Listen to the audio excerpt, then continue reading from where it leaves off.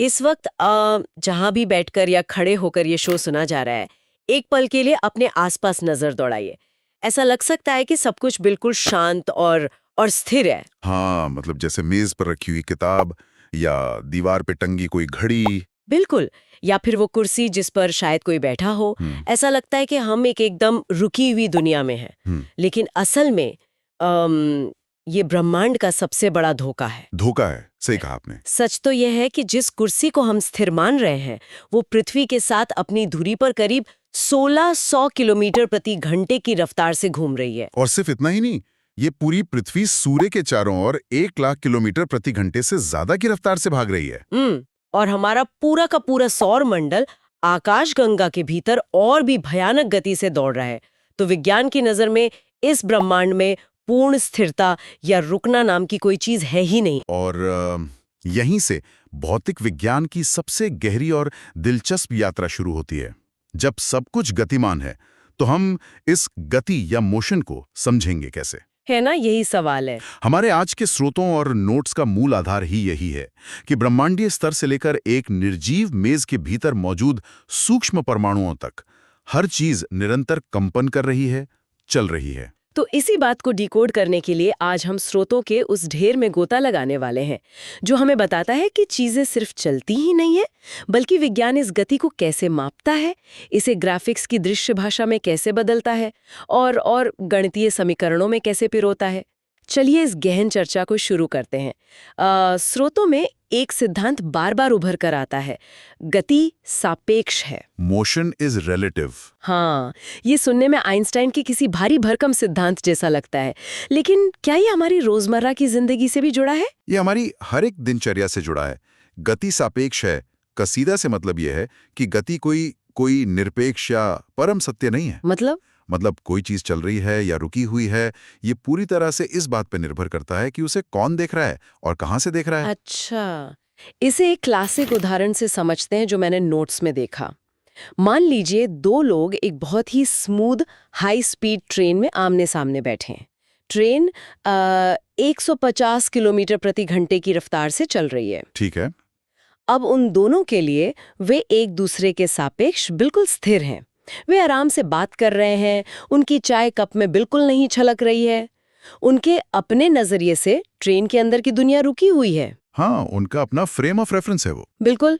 लेकिन बाहर प्लेटफॉर्म पर खड़ा कोई व्यक्ति जब उस ट्रेन को गुजरते हुए देखता है, तो उसके लिए वे दोनों यात्री 150 की रफ्तार से आगे बढ़ रहे हैं। और अगर हम उसी ट्रेन को चंद्रमा पर बैठे किसी अंतरिक्ष यात्री के नजरिए से देखें, तो वह ट्रेन और प्लेटफॉर्म पर खड़ा व्यक्ति दोनों ही पृथ्वी के घूमने की वजह से हजारों किलोमीटर प्रति घंटे की गति से घूमते हुए नजर आएंगे। बिल्कुल। तो यहाँ एक बहुत ही बुनियादी समस्या पैदा हो जाती है। कैसी समस्या? जब पूरे ब्रह्मांड में कुछ भी फिक्स या स्थायी नहीं है, सब कुछ किसी न किसी के सापेक्ष चल ही रहा है, तो फिर हम किसी वस्तु की गति या स्थिति को नापना कैसे शुरू कर सकते हैं? ये तो है। क्या हमें हर बार अपना खुद का एक एंकर जमीन में गाड़ना पड़ता है? हाँ, विज्ञान की भाषा में इस एंकर को मूल बिंदु या ओरिजिन कहा जाता है, और इसके बिना गति का कोई भी गणित काम नहीं कर सकता। जैसे गहरे अंतरिक्ष में जहां कोई तारा या ग्रह ना हो? बिल्कुल। उस खालीपन में यह महसूस करना ही असंभव है कि कोई व्यक्ति आगे बढ़ रहा है या रुका हुआ है। गति को मापने के लिए सबसे पहली शर्त यह है कि हमें एक निर्देश बिंदु तय करना होगा। मतलब हमें अपनी सुविधा के लिए ब्रह्मांड के इस चलते हुए कैनवस पर एक काल्पनिक कील ठोकनी पड़ती है। सही कहा। जैसे अगर मुझे किसी को बताना है कि मेरा स्कूल कहाँ है, और मैं कहती हूँ कि वो रेलवे स्टेशन से 2 किलोमीटर उत्तर दिशा में है, तो यहाँ रेलवे स्टेशन मेरी वो कील या मूल बिंदु है। एकदम सही। और ये मूल बिंदु हमेशा स्थिर होना जरूरी नहीं है, बस इसे उस समय के लिए संदर्भ मान लिया जाता है। अगर हम संदर्भ बदल दें, जैसे कहें कि स्कूल बस स्टैंड से 1 किलोमीटर दक्षिण में है, हाँ, तो स्कूल की भौतिक जगह नहीं बदली, लेकिन गणितीय रूप से हमारी शुरुआत की जगह बदल गई। तो एक बार जब हमने अपना मूल बिंदु तय कर लिया, तब हमारी यात्रा शुरू होती है। लेकिन यहाँ से कहानी में एक नया मोड़ आता है, जो मुझे स्रोतों में सबसे ज्यादा हैरान करने वाला लगा। कौन सा? जब हम किसी यात्रा पर निकलते हैं, तो हम अपनी प्रगति को कैसे मापते हैं? आम इंसान की नजर में हम हर उस कदम को गिनते हैं जो हमने चला है। लेकिन भौतिकी दुनिया को इस तरह से नहीं देखती, है ना? बिल्कुल नहीं। विज्ञान दूरी और विस्थापन के बीच एक बहुत ही कह सकते हैं निर्मम रेखा खींचता है। निर्मम शब्द सही है, क्योंकि ये इंसान की मेहनत और भौतिक प्रगति के बीच का फर्क है। हाँ, दूरी वो है जो हम इंसान महसूस करते हैं। रास्ते की कुल लंबाई, ये सिर्फ एक मात्रा है। आप कहाँ से होकर गुजरे, कितना घूमे, ये सब जोड़कर दूरी बनता है। जैसे गाड़ियों का ओडोमीटर मापता है। बिल्कुल। मान लीजिए मैं अपनी कार से 60 किलोमीटर दूर उसी स्कूल तक जाती हूँ और फिर शाम को वापस लौटकर अपने घर की पार्किंग में आ जाती हूँ। ओडोमीटर गर्व से दिखाएगा कि मैंने 120 किलोमीटर की लंबी यात्रा की है। हाँ, इंजन ने ईंधन जलाया, टायर घिसे। मैं थक भी गई। लेकिन अगर मैं भौतिक विज्ञान के किसी कड़े नियम वाले प्रोफेसर से पूछूं, तो वो कहेगा कि मैंने कुछ किया ही नहीं, मेरा विस्थापन शून्य है। ये विज्ञान इतना भावहीन क्यों है? क्योंकि विस्थापन ब्रह्मांड का एक बहुत ही व्यवहारिक उपकरण है। उसे आपके रास्ते की परवाह नहीं है, उसे सिर्फ अंतिम नतीजे से मतलब है। सिर्फ नतीजे से। विस्थापन हमेशा प्रारंभिक स्थिति और अंतिम स्थिति के बीच की न्यूनतम सीधी दूरी होती है, और चूंकि इसमें एक निश्चित दिशा शामिल होती है, ये तय करता है कि आप मूल बिंदु से कितना खिसके। तो मेरे घर से शुरू होकर वापस घर पर ही खत्म होने वाली यात्रा में शुरुआत और अंत का बिंदु एक ही हो गया, इसलिए उनके बीच की न्यूनतम दूरी 0 हो गई। ये एक बहुत ही गहरा दार्शनिक विचार भी लगता है। अगर कोई व्यक्ति बहुत बड़ी भूल भुलैया में दिन भर दौड़ता रहे, पसीने से तरबतर हो जाए, लेकिन शाम को उसी दरवाजे पर आकर खड़ा हो जाए जहां से उसने सुबह प्रवेश किया था, तो उसकी दूरी शायद मीलों लंबी हो, लेकिन उसका विस्थापन शून्य है। उसने कोई प्रगति नहीं की। दिशाहीन मेहनत का नतीजा शून्य होता है। बिल्कुल, ये सदिश यानी वेक्टर और अदिश यानी स्केलर राशियों का सबसे सटीक व्यवहारिक मतलब है। दिशा जुड़ते ही विज्ञान की नजर में पूरी हकीकत बदल जाती है। तो विस्थापन हमें ये तो बता देता है कि हम अपनी मंजिल से कितनी दूर है और किस दिशा में है, लेकिन ये हमें एक बहुत ही महत्वपूर्ण बात नहीं बताता। क्या? कि हम वहां तक पहुंचे कितनी तेजी से। हाँ, और यहीं से गति के इस पूरे खेल में एक नए आयाम की एंट्री होती है, समय यानी टाइम। हम अपनी स्थिति कितनी तेजी से बदल रहे हैं, ये जानने के लिए हम चाल और वेग की दुनिया में कदम रखते हैं। चाल और वेग दूरी और विस्थापन के ही अगले रूप हैं, बस इनमें समय का भाग दे दिया गया है। चाल ये बताती है कि कोई वस्तु कितनी तेजी से चल रही है, जैसे 50 किलोमीटर प्रति घंटा। लेकिन वेग या वेलोसिटी ये बताता है कि वस्तु कितनी तेजी से किस विशिष्ट दिशा में चल रही है। अगर इसे आसान भाषा में विजुअलाइज करना हो, तो चाल कार के उस स्पीडोमीटर की तरह है जो सिर्फ सुई दिखाता है ना? हाँ, बिल्कुल। लेकिन वेग तब बनता है जब आप उस स्पीडोमीटर के साथ एक कंपास भी जोड़ देते हैं। हाँ, दिशा बताने के लिए। आप कहेंगे 50 किलोमीटर प्रति घंटे की रफ्तार से उत्तर दिशा की ओर। लेकिन असली दुनिया में हाईवे हमेशा खाली तो होते नहीं। स्पीडोमीटर की सुई लगातार ऊपर नीचे होती रहती है। इसीलिए विज्ञान में एक समान यानी यूनिफॉर्म और असमान यानी नॉन यूनिफॉर्म गति का अंतर समझना जरूरी होता है। जब रफ्तार बार बार बदलती है तो हम औसत चाल निकालते हैं, कुल दूरी बटा कुल समय। सही। लेकिन यहाँ वेग का गणित फिर से एक दिलचस्प मोड़ लेता है। स्रोतों में उषा की तैराकी का एक बेहतरीन केस स्टडी है। ओह हाँ, उषा वाला उदाहरण ये इस पूरे कॉन्सेप्ट का पर्दाफाश कर देता है। मान लीजिए उषा एक 90 मीटर लंबे तरणताल या स्विमिंग पूल में तैर रही है। वह एक सिरे से शुरू करती है, 90 मीटर दूर दूसरे सिरे तक जाती है और फिर उसी सीधे रास्ते से वापस लौटकर शुरुआत की जगह आ जाती है।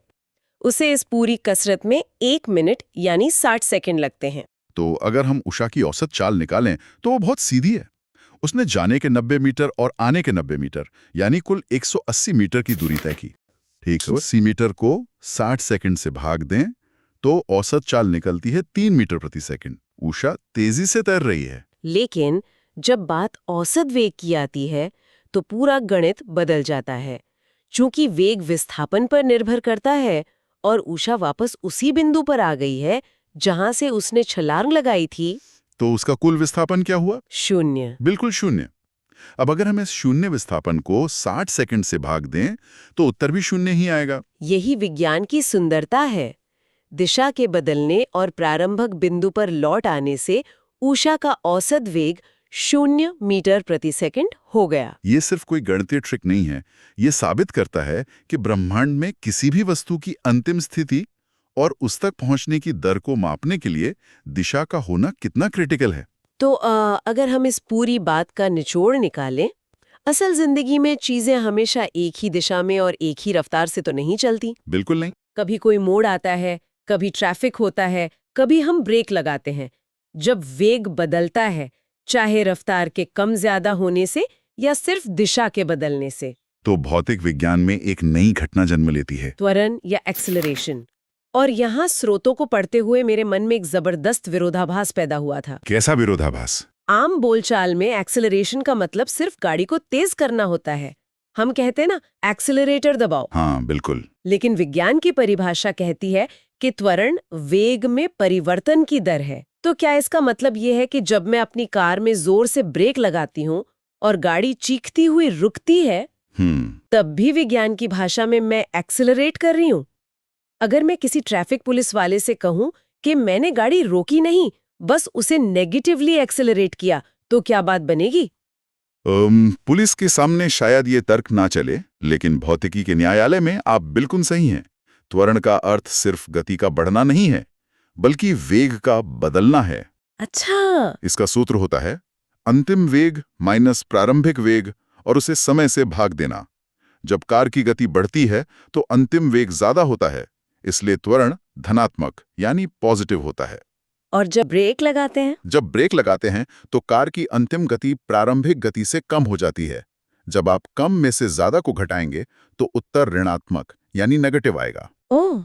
इस ऋणात्मक त्वरण को विज्ञान में मंदन या रिटार्डेशन कहा जाता है। ये त्वरण का ही वो रूप है जो गति का विरोध कर रहा है, लेकिन मूल रूप से ये भी वेग में एक बदलाव ही है। ये बहुत ही शानदार नजरिया है। हमने गति को, विस्थापन को और इस त्वरण को परिभाषाओं में समझ लिया, लेकिन इंसान का दिमाग इन आंकड़ों और फॉर्मूलों से जल्दी ऊब जाता है। बिल्कुल, हमें विजुअल्स चाहिए होते हैं, हमें तस्वीरें चाहिए, और विज्ञान ये बात जानता है। इसीलिए स्रोतों का अगला हिस्सा मेरी नज़र में सबसे ज्यादा जादुई है। विज्ञान इन सारे जटिल आंकड़ों को एक नज़र में समझने के लिए ग्राफ्स का उपयोग करता है। ग्राफ्स वास्तव में भौतिकी की दृश्य भाषाएं हैं।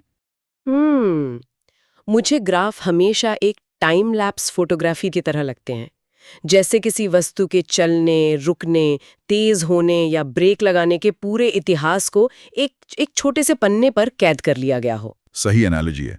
इन ग्राफ्स में एक नियम हमेशा तय होता है। एक्स एक्स पर यानी हॉरिजॉन्टल लाइन पर हमेशा समय को रखा जाता है। हाँ, टाइम हमेशा एक्स अक्ष पर होता है। ऐसा क्यों? इसका एक दार्शनिक और गणितीय कारण है।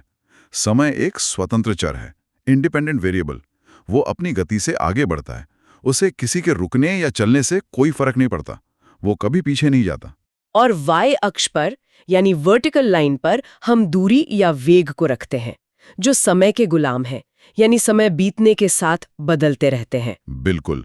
अब अगर हम दूरी समय ग्राफ को देखें तो ये एक कहानी सुनाता है। अगर ग्राफ में एक एकदम सीधी तिरछी रेखा बन रही है तो इसका मतलब है वस्तु एकदम स्थिर चाल से चल रही है।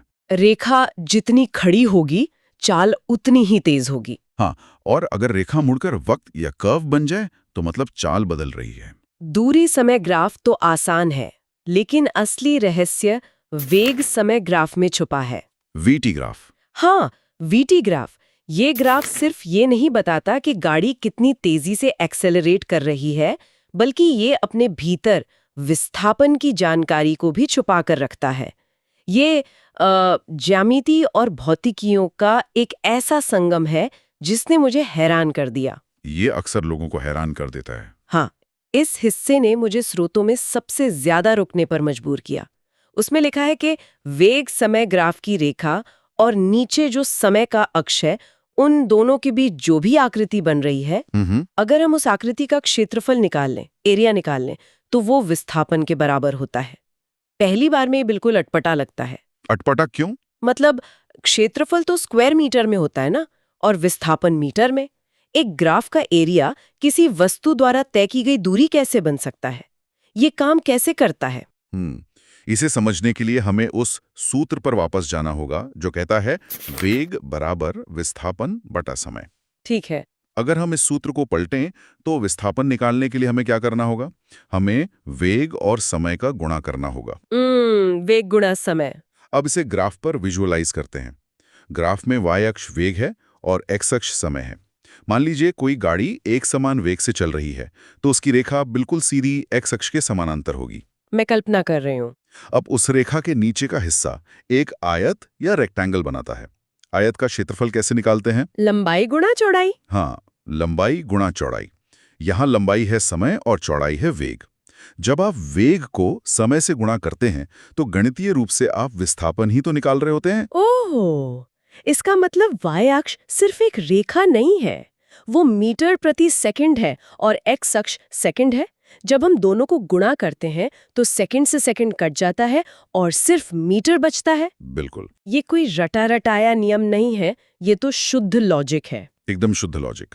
और अगर त्वरण है यानी वेग बढ़ रहा है तो वो आयत के बजाय एक त्रिभुज या समलंब चतुर्भुज यानी ट्रेपेजियम बन जाएगा। हम बस उन आकृतियों का क्षेत्रफल निकालते हैं और हमें पता चल जाता है कि वस्तु कितनी दूर गई है। और यही वो आहा मोमेंट है जहां से भौतिकी के सबसे कह सकते हैं कुख्यात और शक्तिशाली उपकरण जन्म लेते हैं। गति के 3 जादुई समीकरण, द 3 इक्वेशंस ऑफ मोशन। जादुई समीकरण।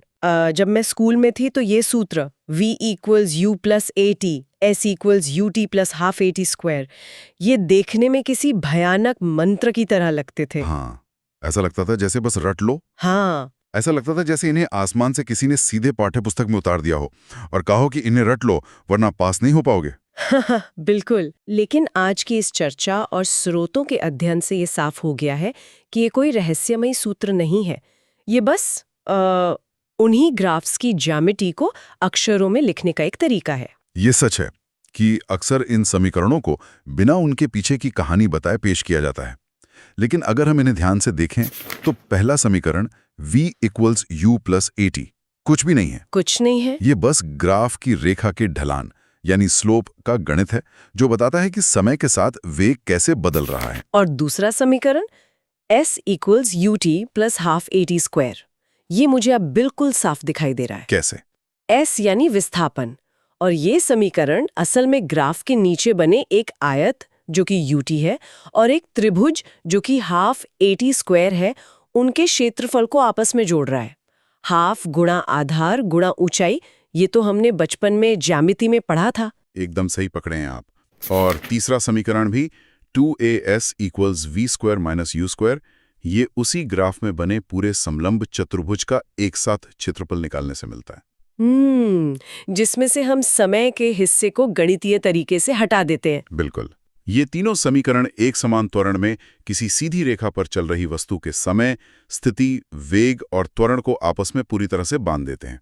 तो अब तक हमने सीधी रेखा की गति के सारे नियम, ग्राफ्स और समीकरणों को समझ लिया, लेकिन ब्रह्मांड सिर्फ सीधी रेखाओं में काम नहीं करता। नहीं, बिल्कुल नहीं। अब हमें अपनी इस यात्रा को एक ऐसे रास्ते पर ले जाना है जो कभी खत्म नहीं होता, एक वृत्तीय पथ, सर्कुलर पाथ। यानी एक समान वृत्तीय गति, यूनिफॉर्म सर्कुलर मोशन। हाँ, और इसे समझने के लिए मेरे दिमाग में पुराने वीडियो गेम्स के ग्राफिक्स का एक ख्याल आ रहा है। अच्छा, वो एनालॉजी यहाँ बहुत काम आएगी। बताइए, जब शुरुआती वीडियो गेम्स में कोई गोल आकृति बनानी होती थी तो कंप्यूटर के पास असली गोलाई नहीं होती थी, बिल्कुल, है ना? वे सीधी रेखाओं को जोड़कर शेप बनाते थे। मान लीजिए हमारे पास एक वर्ग या स्क्वायर का ट्रैक है। अगर कोई उस पर दौड़ रहा है तो उसे 4 बार अपनी दिशा बदलनी पड़ेगी। ठीक है। अब उस ट्रैक को षटभुज हेक्सागन कर दे तो दिशा 6 बार बदलती है। अष्टभुज कर दें तो 8 बार। जैसे जैसे हम ट्रैक की भुजाओं की संख्या बढ़ाते जाते हैं, रास्ता गोल होने लगता है। बिल्कुल, वो वृत्त के करीब आने लगता है। और अगर हम भुजाओं की संख्या अनंत कर दे, इन्फिनाइट कर दे, तो वो आकार एक पूर्ण वृत्त बन जाता है। ये एक अद्भुत तरीका है इसे देखने का। एक समान वृत्तीय गति में चाल हमेशा एक समान रहती है, जैसे कोई 20 किलोमीटर प्रति घंटे की रफ्तार से गोल घूम रहा हो। लेकिन आपकी एनालॉजी के अनुसार वो वृत्त असल में अनंत भुजाओं वाला एक आकार है। इसका मतलब है कि वो ट्रैक पर दौड़ने वाला हर एक मिलीसेकंड पर, हर एक अनंत बिंदु पर अपनी दिशा बदल रहा है। और जैसा कि हमने पहले ही डिकोड किया था, दिशा बदलने का सीधा मतलब है कि वेग बदल रहा है। और जब भी वेग बदलता है तो त्वरण पैदा होता है, एक्सेलरेशन। बिल्कुल, यही वृत्तीय गति का सबसे बड़ा और चौंकाने वाला सत्य है, जो अक्सर लोगों को उलझा देता है। कैसे उलझा देता है? क्योंकि अगर चाल बिल्कुल स्थिर भी है, तब भी गोल घूमने वाली हर वस्तु एक त्वरित गति में होती है, क्योंकि उसकी दिशा लगातार बदल रही होती है। ये हम तब महसूस करते हैं जब हम किसी कार में तेजी से कोई गुलाई वाला मोड़ काटते हैं, है ना? हाँ, एकदम। कार की स्पीड शायद 40 ही हो, लेकिन हमें बाहर की तरफ एक धक्का महसूस होता है। वह धक्का असल में वो त्वरण है जो हमारी दिशा बदलने की वजह से पैदा हो रहा है, और इसे केंद्र की तरफ खींचने के लिए एक बल लगातार काम करता है। अगर हमें इस गोल घूमती वस्तु की चाल निकालनी हो, तो हम बस वृत्त की परिधि यानी 2πr को उसमें लगे समय से भाग दे देते हैं। v = πr/t। बिल्कुल। और इसी नियम से हमारे उपग्रह पृथ्वी का चक्कर लगाते हैं, और पृथ्वी सूर्य का, एक ऐसा अनंत रास्ता जहां वेग हर पल बदल रहा है, लेकिन यात्रा कभी खत्म नहीं होती। कमाल है। तो अगर हम स्रोतों की इस पूरी गहन चर्चा को समेटें, तो हमारे सामने गति की एक श्रृंखला उभर कर आती है, जो बहुत ही तार्किक और सुंदर है। इस श्रृंखला की शुरुआत होती है एक मूल बिंदु के सापेक्ष किसी वस्तु की स्थिति से। जब वो स्थिति बदलती है और हम सिर्फ अंतिम और प्रारंभिक बिंदु की न्यूनतम दूरी देखते हैं, तो वो विस्थापन बन जाता है। और वस्तु कितनी तेजी से विस्थापित हुई, वो दर वेग कहलाती है। बिल्कुल। और जब वो वेग समय के साथ या दिशा के साथ बदलने लगता है, तो त्वरण का जन्म होता है। और इन सब को मापने के लिए हम ग्राफ्स के एक क्षेत्रफल और ढलान का इस्तेमाल करते हैं, जो अंततः गति के उन 3 समीकरणों में बदल जाते हैं। ये साबित करता है कि ब्रह्मांड एक निरंतर चलने वाली मशीन है, और हमारे पास इस मशीन के हर पुर्जे की रफ्तार को समझने के लिए सटीक गणितीय और दृश्य उपकरण मौजूद हैं। हमने आज परमाणु के सूक्ष्म कंपन से लेकर आकाशगंगाओं के फैलाव तक गति के हर नियम को डिकोड किया। हमने देखा कि हर गति केवल एक दूसरे के सापेक्ष है, और दिशा के बिना गति का कोई अर्थ नहीं है। सही कहा। ये पूरी यात्रा हमें एक ऐसे सवाल के मुहाने पर लाके खड़ी कर देती है, जो शायद विज्ञान से ज्यादा दर्शन का विषय है। वो क्या? अगर इस ब्रह्मांड में छोटी से छोटी इकाई से लेकर सबसे बड़ी संरचना तक सब कुछ निरंतर गतिमान है, और हर गति केवल किसी अन्य वस्तु के नजरिए पर निर्भर करती है, तो क्या इस पूरे असीम अंतरिक्ष में पूर्ण स्थिरता या एब्सोल्यूट स्टिलनेस जैसी कोई चीज वास्तव में तही मौजूद भी है? ये तो सोचने वाली बात है। या फिर रुका हुआ होना सिर्फ हमारे इंसानी दिमाग का, हमारे सीमित नजरिए का एक भ्रम मात्र है? श्रोताओं के लिए सोचने और एक्सप्लोर करने का एक बहुत ही दिलचस्प बिंदु है। बिल्कुल। ये एक ऐसा सवाल है जो हमें ये सोचने पर मजबूर कर देता है कि हम असल में इस ब्रह्मांड को कितना समझ पाए हैं। गति के इस ब्रह्मांडीय नृत्य को समझने के सफर में हमारे साथ इस डाइव में जुड़ने के लिए धन्यवाद।